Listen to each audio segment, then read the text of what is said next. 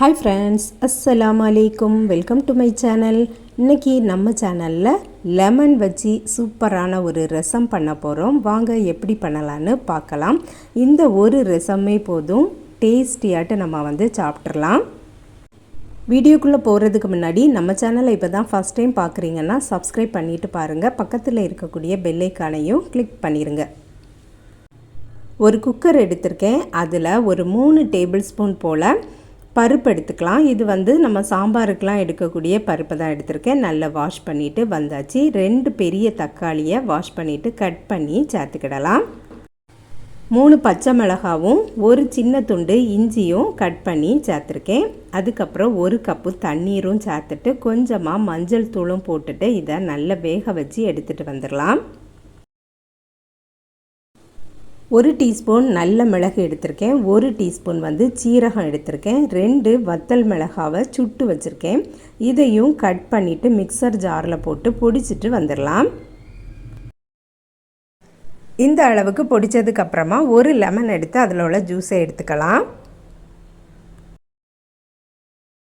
இந்த ரசத்துக்கு நம்ம புளி சேர்க்க போகிறதில்ல, லெமன் மட்டும்தான் சேர்க்க போகிறோம். அதனால் எவ்வளவு ரசம் வைக்கமோ அதுக்கு தக்கன நம்ம லெமன் சேர்த்துக்கிடலாம்.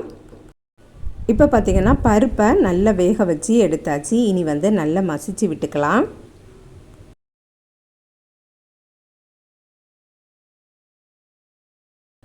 ரசம் எவ்வளவு வேணுமோ அதுக்கு தக்கன தண்ணீர் சேர்த்துக்கிடலாம்.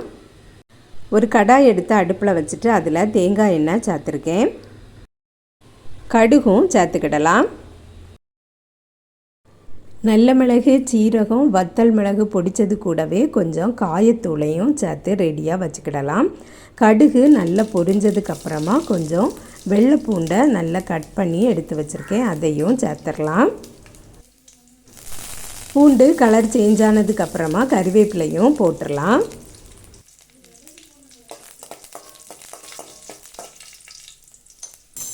கறிவேப்பிலையும் பொரிஞ்சதுக்கப்புறமா பொடிச்சு வச்சுருந்த பொடியையும் சேர்த்துடலாம். கொஞ்சம் வதங்கினதுக்கப்புறமா பருப்பு வேக வச்சு வச்சுருந்ததை அப்படியே சேர்த்துடலாம்.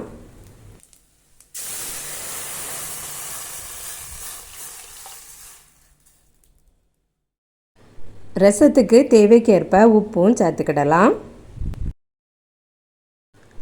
நல்லா மிக்ஸ் பண்ணி கொடுத்துட்டு உப்பு செக் பண்ணிவிட்டு அப்படியே கொஞ்சம் நேரம் விட்டுறலாம். ஒரு கொதி வந்ததுக்கப்புறமா நம்ம அடுப்பை ஆஃப் பண்ணிடலாம்.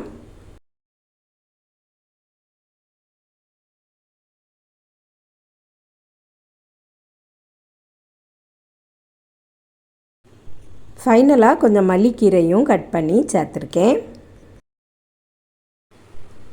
இப்போ பார்த்திங்கன்னா சைட்லலாம் அப்படியே கொதிக்க ஆரம்பிச்சிட்ருக்கு. இனி நம்ம அடுப்பை ஆஃப் பண்ணிடலாம். சூடோடையே லெமன் ஜூஸை ஊற்றக்கூடாது. கொஞ்ச நேரம் ஆறுனதுக்கப்புறமா லெமன் ஜூஸை ஆட் பண்ணிக்கிடலாம். இப்போ பார்த்திங்கன்னா கொஞ்சம் ஆறியாச்சு. இனி நான் லெமன் ஜூஸ் ஆட் பண்ணியிருக்கேன். நல்ல டேஸ்டியான ரசம் இது. சூடான சாதத்து கூட சைடிஷே இல்லாமல் சாப்பிட்றலாம். நீங்களும் ட்ரை பண்ணி பாருங்கள். ரசத்துக்குன்னு தனியாட்டு ப்ளேலிஸ்ட்டே இருக்குது. நான் ஏற்கனவே நிறைய ரசம் ரெசிபி போட்டிருக்கேன். பார்க்காதவங்களுக்கு ப்ளேலிஸ்ட்டில் இருக்கும், செக் பண்ணி பாருங்கள். இந்த வீடியோ பிடிச்சிருந்தா வீடியோவுக்கு ஒரு லைக் பண்ணிடுங்க. சப்ஸ்கிரைப் பண்ணால் பார்த்துட்ருக்கீங்கன்னா சப்ஸ்கிரைப் பண்ணிடுங்க. நெக்ஸ்ட் வீடியோவில் சந்திக்கிறேன். அஸ்ஸலாமு அலைக்கும்.